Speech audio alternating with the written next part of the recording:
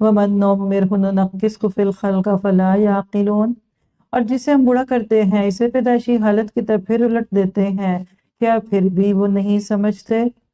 تو لکھیے بڑھاپے کا دور، سیکنڈ چائلڈہڈ، نُنَقِّصْهُ فِي الْخَلْقِ، کہتے ہیں کہ بوڑھا دوبارہ بچہ بن جاتا ہے۔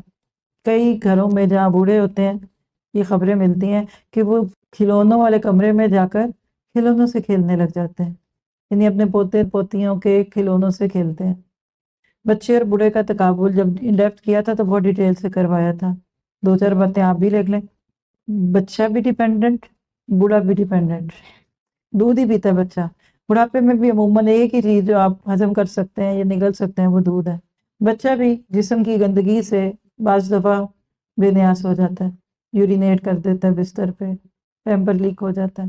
بوڑھوں کے ساتھ بھی بعض آخری عمر میں یہی پرابلم شروع ہو جاتے ہیں۔ بچہ بات بات پہ روتا ہے، بوڑھا بات بات پہ روتا ہے۔ بچہ بات کو بار بار دہراتا ہے، بوڑھا بات کو بار بار دہراتا ہے۔ اگر آج آپ کے گھر کے اندر کوئی بوڑھا ہے یا بوڑھی ہے تو جا کر ان سے وہی لاڈ کیجیے جو بچوں سے کرتے ہیں۔ گھر میں جاتے ہی لوگ چھوٹے بچے کو کا با با ٹو ٹو ٹو ٹو کرتے ہیں نا، بوڑھوں کو کیجیے، ان کو یہ چاہیے ہوتا ہے۔ آپ کا کیا جائے گا؟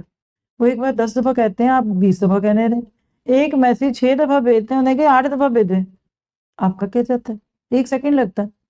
تو گھر کے بوڑھوں کو بچہ سمجھ لے، خود ہی ان کی باتوں پہ غصے کی بجائے پیار آنے لگے گا۔